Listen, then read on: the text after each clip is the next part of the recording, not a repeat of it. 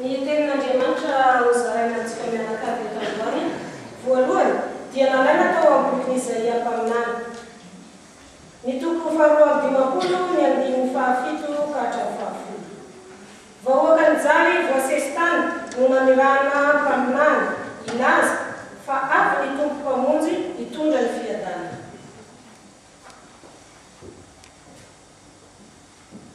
Indray mahafinaritra ny mitazona ny tenin'ilay irata miteny tendrombohitra.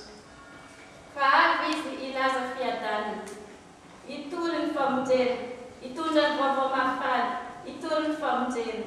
Anambara amin'ny Siona hoe mpanjaka ny Andriamanitra ao. Inzay ny mpiambina miantsoantso, miara-mioby amin'ny kafaliana, fa mifanatitra maso amin'ny tompo, miverina ao Siona. Ry Jerusalema rava, miarah mientana ioby sy totorety, fa ny tompo mampirona ny vahoakany sy manaritra ny Jerusalema. Abalibalin'izy tompo eo masin'ny firenena rehetra ny herin'ny rehetra, ary ho hitatrana ny fahavazan-tany ny famonjena avy amin'ny Andriamanitsika. Izany ary ny teny Isaona ny Andriamanitra.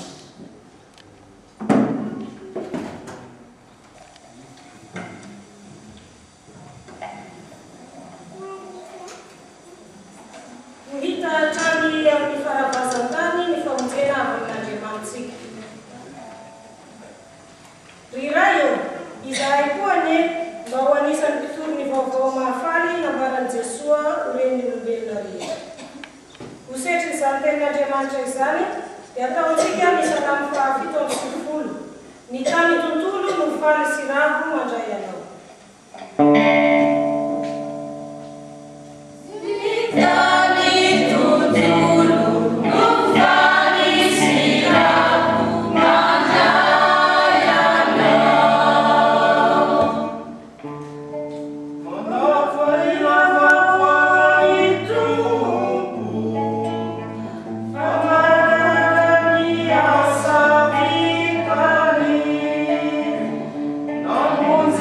Zinitani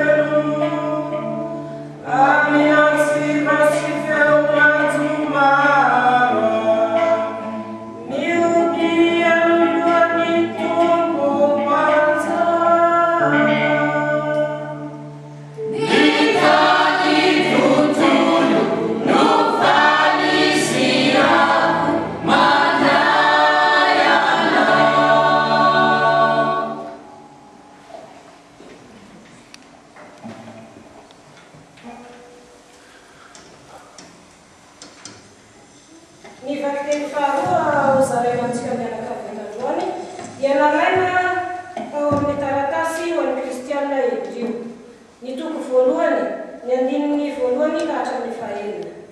Nasandratry ny ray ho tompo ambony zavaboary rehetra ny zanakalahy tokana, ka tsy sasatra isika kristianina miaraka amin'ny mpanoratra mitanisa ny fahambonian'ny Kristy.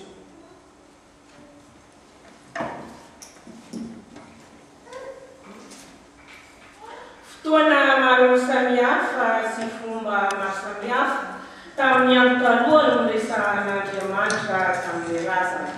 Tamin'ny alalan'ireo mpaminany, fa amin'izao vaninandro farana izao kosa ny resany amintsika dia amin'ny alalan'ny zanaka.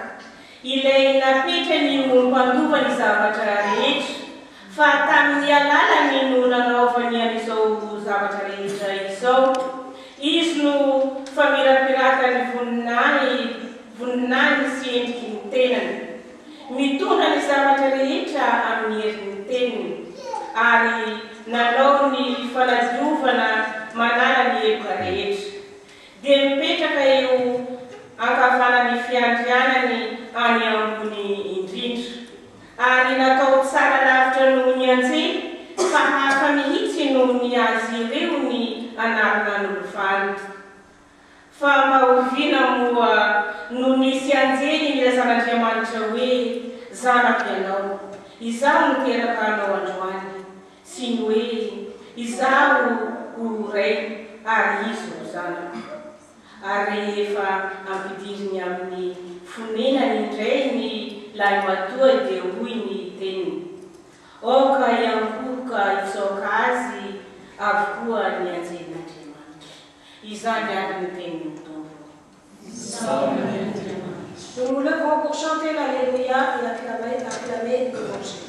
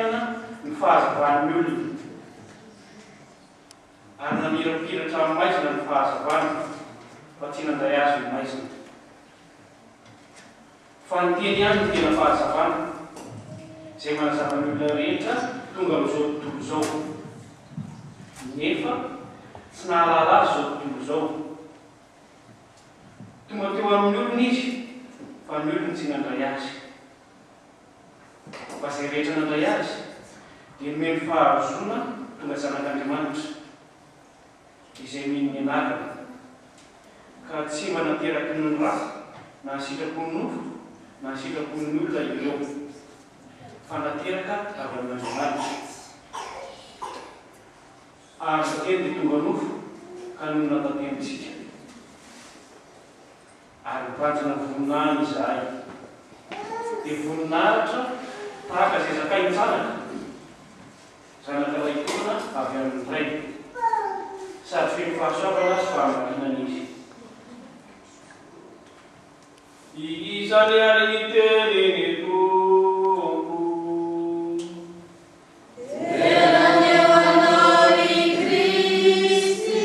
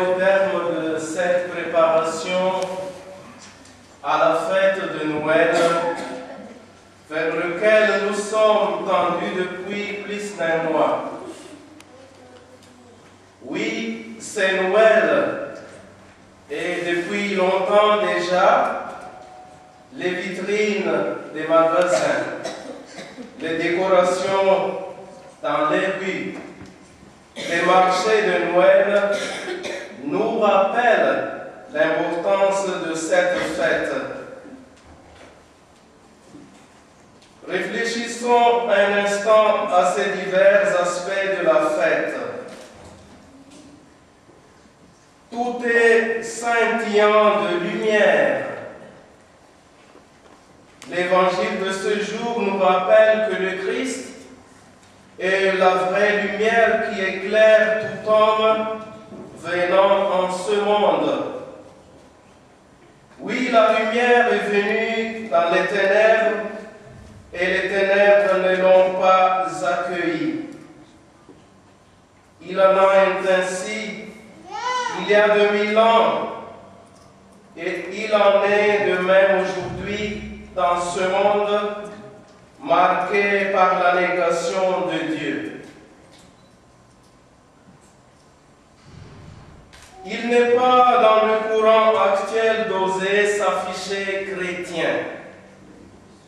Aujourd'hui, Jésus revient à nous pour continuer à nous donner la lumière de sa parole à travers les évangiles.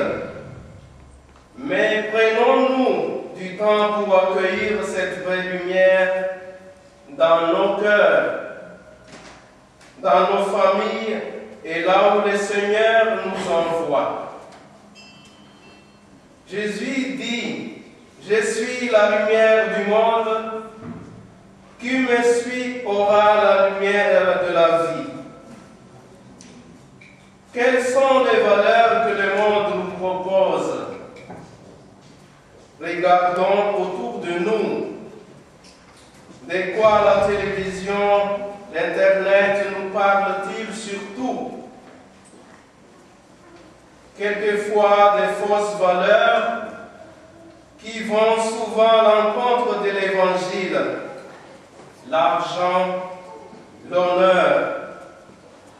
Allons-nous tourner les yeux vers ces fausses lumières et nous laisser éblouir par ce qui manque souvent de vérité et d'amour? Aujourd'hui, l'Église nous propose de tourner les yeux vers le Christ, lumière du monde, lumière qui brille dans nos cœurs, lumière qui transfigurera nos visages et tout notre être si nous la suivons. Aujourd'hui, tout nous parle des cadeaux et des échanges de présents. Noël est la fête des cadeaux, car elle nous rappelle qu'il y a 2000 ans, Dieu a fait le plus beau cadeau qu'il puisse faire à l'humanité, le don de son Fils. Tel est le vrai sens de Noël que nous célébrons. Et principalement, en cette année de la miséricorde, où nous voulons nous souvenir que Dieu, dans son infinie miséricorde, a envoyé son Fils pour nous sauver tous de la détresse dans laquelle nous étions plongés à cause de notre péché. Car c'est pour nous rendre heureux que Dieu nous a donné son Fils. C'est pour qu'un jour nous puissions accéder dans ce royaume, dans sa maison, dans un bonheur qui n'aura pas de fin.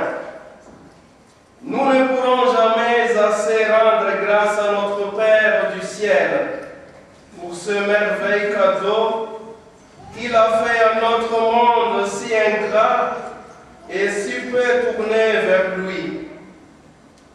La parole de ce jour nous dit: il est venu chez nous, chez les siens, et les siens ne l'ont pas reçu.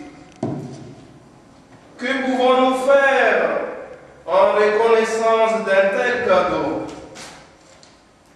Nous comporter simplement comme des enfants de Dieu, que nous sommes humbles, miséricordieux, disponibles et ouverts pour les autres, qui sont également les enfants du Père, donc des frères et des sœurs en Jésus-Christ.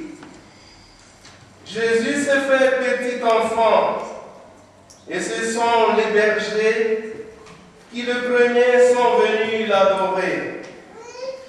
Des bergers, des hommes rustes qui n'avaient même pas le droit d'entrer au temple de Jérusalem, c'est eux que Jésus choisit comme premier adorateur. Ces hommes simples, mais bénis de Dieu, sont les premiers à offrir leur cadeau au Fils de Dieu. Et c'est à eux que Jésus fera ses premiers cadeaux de grâce, puisqu'ils quitteront les tables de Bethléem en glorifiant et louant Dieu pour tout ce qu'il avait attendu et vu, selon ce que leur avait été annoncé.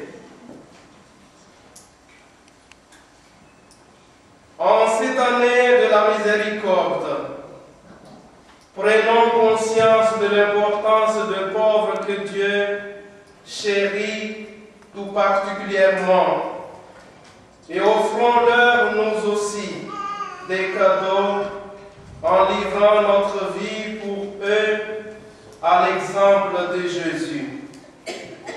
Aujourd'hui encore, nous rêvons d'une grande fête de famille où nous sommes réunis dans la paix, la joie et l'amour. Oui, Noël est la fête de la famille, de la Sainte Famille de Nazareth, la fête de Marie et Joseph qui ont accueilli Jésus, la fête de l'Église qui est la grande famille de Dieu, l'Église visible et invisible. Mais déjà en ce moment, nous vivons cette grande fête de famille à travers l'Eucharistie que nous célébrons.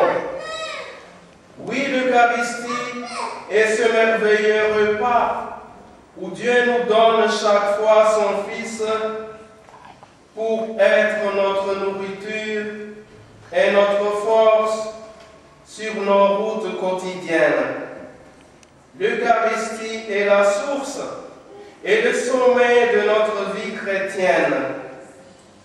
En ce fête de Noël, le Seigneur nous invite à participer à son repas afin qu'il puisse nous communiquer sa vraie lumière, qu'il puisse nous communiquer les cadeaux les plus importants de notre vie, la paix, la joie et l'amour.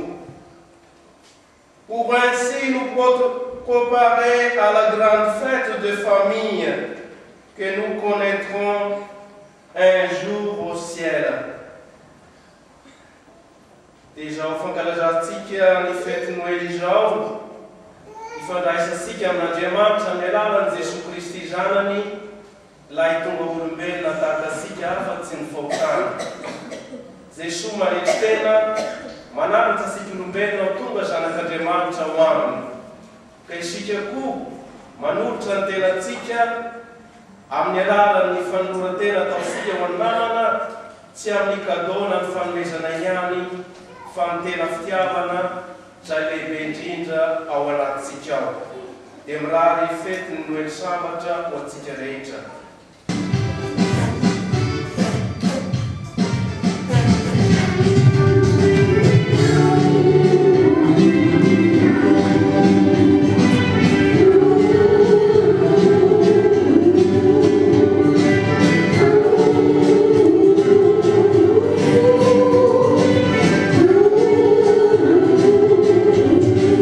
Saúde,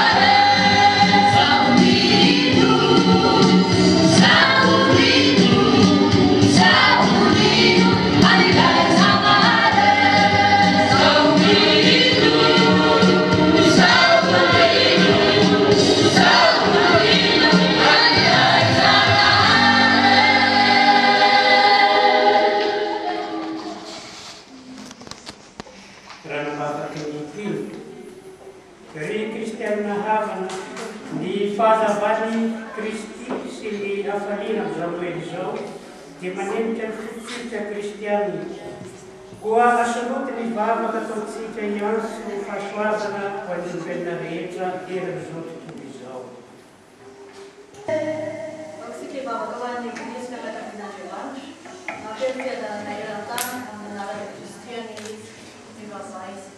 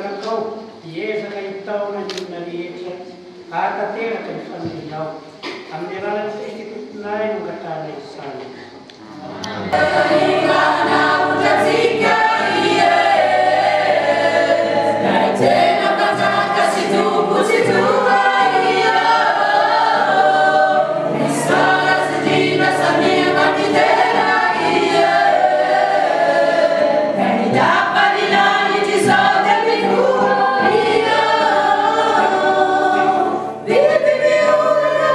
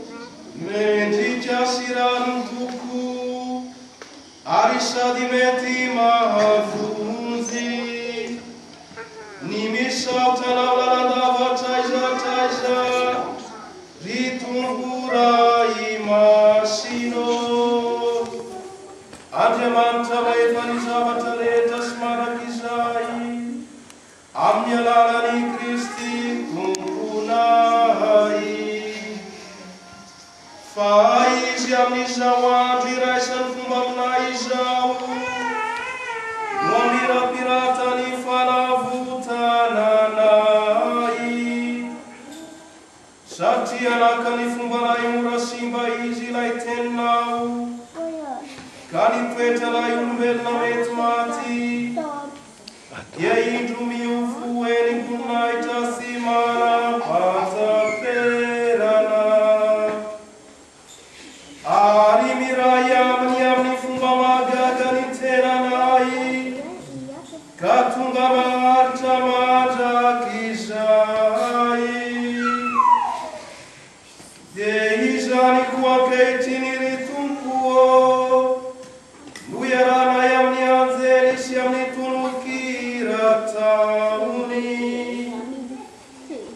fideranao izay faly sy miovimanao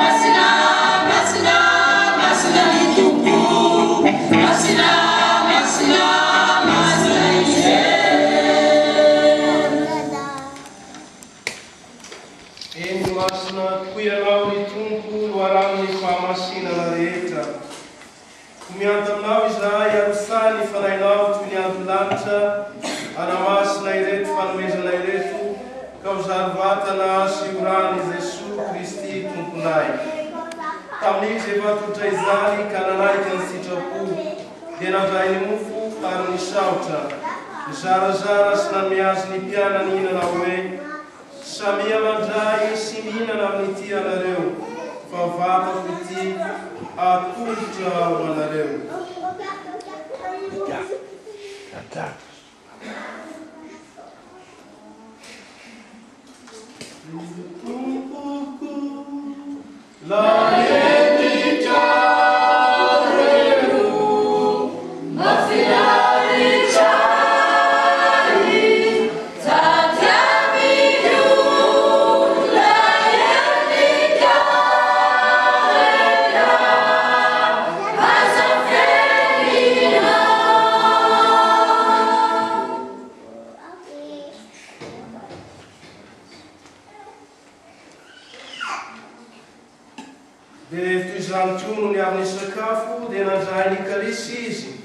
Nisaotra indray ary namiazy ny mpianany nanao hoe samy mandray sy misotro amin'ity anareo fa kalisy misy ny rako ity raha iorena ny fanekem-pihavanana vaovao sady mandrakizay alasaka ho anareo sy manibesy ny maro ny famelana ny fahotana atao izao ho fahatserovanahy.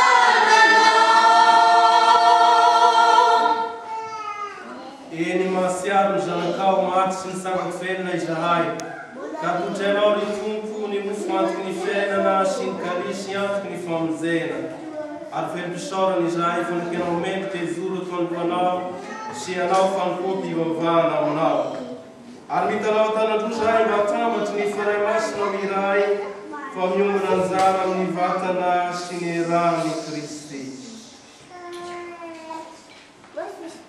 Zarovy iray ny fiangonana mempatra leran'izao tontolo izao. Atao izay ravorarezan'ny finoana ny fanantenana ny fitiavana. Miaraka amin'irany ny Papa François Paulinao, ny vekanay Monseigneur Joseph ary ny mpanao raramasina rehetra. Sarovy avana efa nomandina ny temitsangako velona. Sy rehetra ny aloha lalana anay, raisy hita amin'ny fahazavana tamin'izany.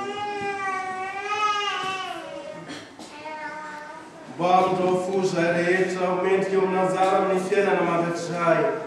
Miaraka masina Marie Virginie Renin'Andriamanitra, masina Joseph vadiny madio indrindra, ny apôstôly sambatra ary ny masina rehetra, izay nitasitraka taminao tety an-tany, ary ara-tena sy ankalazanao izahay amin'ny alalan'i Jesosy Kristy zanakao. Amin'ny alalany sy miaraka aminy ary aminy, dia Andriamanitra ray mefa ny zavatra rehetra, ianao avokoa fanay masina, iaza mampolaitra amin'ny taona rehetra mandrakizay. Ô Dieu notre Père, que ton nom soit sanctifié, ô Dieu notre Père, Alléluia. Que ton règne vienne, ô Dieu notre Père, que ta volonté soit faite, ô Dieu notre Père, Alléluia.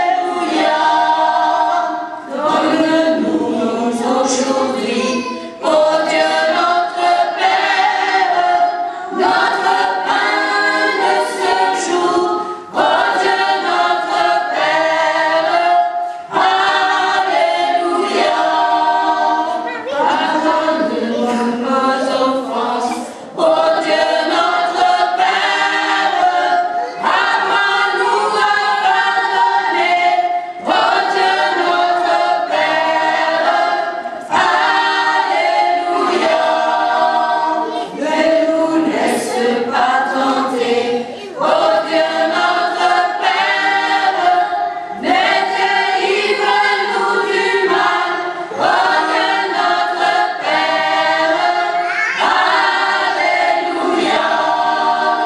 À toi le règne et la gloire, ô Dieu notre Père, aujourd'hui et pour toujours, ô Dieu notre Père, Alléluia. Eny manafana ian'irasy rehetra ry Tompo, mba feno ny fiadananao ny andro rehetra iainanay. Engany eo ambany hidrafonao izay ka sady ho afaka mandrakariva amin'ny fahosana, no ilamina sy ho azo mitebitebina toinona na toinona. Eto ampiandrasana ny asambarana nampanantenainao sy ny fiavian'i Jesosy Kristy mpamonjy anay. Ny fanjakana sy miery, anao ny voninahitra, anao mandratiza. Ry Jesosy Kristy tompo zanak'Andriamanitra velona, no ny sitrapon-dray sy ny asan'ny fanahy masina, dia maty anao ka velona izao tontolo izao. Voafao zay amin'ny rasy rehetra isan-karazany, mba ahafahanay mankatoy sy manompo anao, ary ome amin'ny fiadananao ny andro rehetra iainanay. Ary koa izy eny asitraka sy ampiadana azy arak'izay sitraponao, ianao velona sy manjaka amin'ny taona rehetra mandrakizay.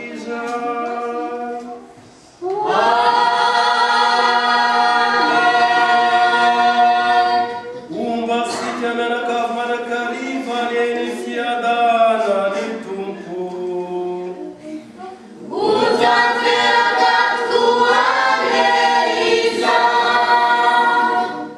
Asesika famiavana amin'ny fiadanan'i Kristy isika ifandray tanana.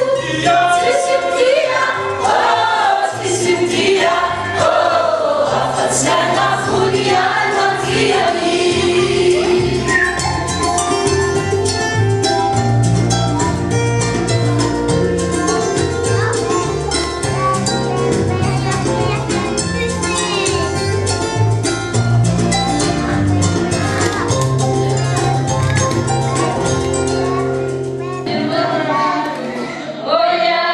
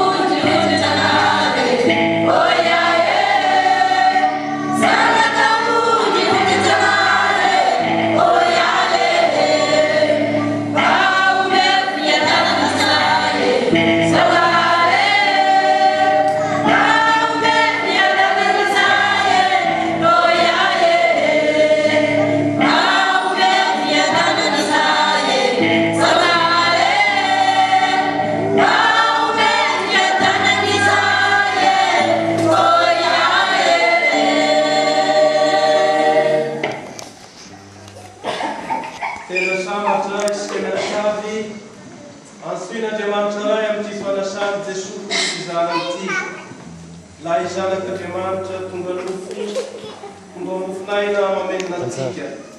Sy amin'ny mamena sy manana ny fahotana izao tontolo izao.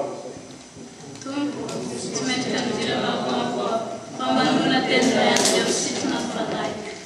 Ny vatana sy ny rano kristiany entantsika vao sambatra Madagasikara.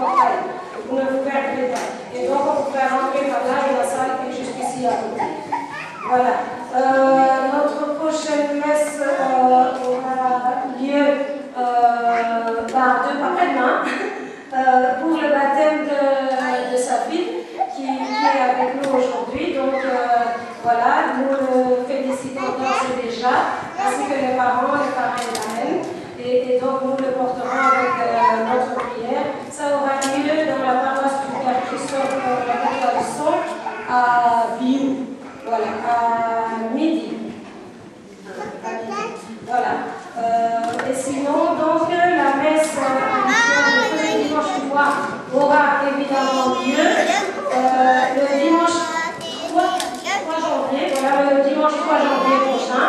Voilà, nous espérons que vous serez présents avec nous également ce jour-là.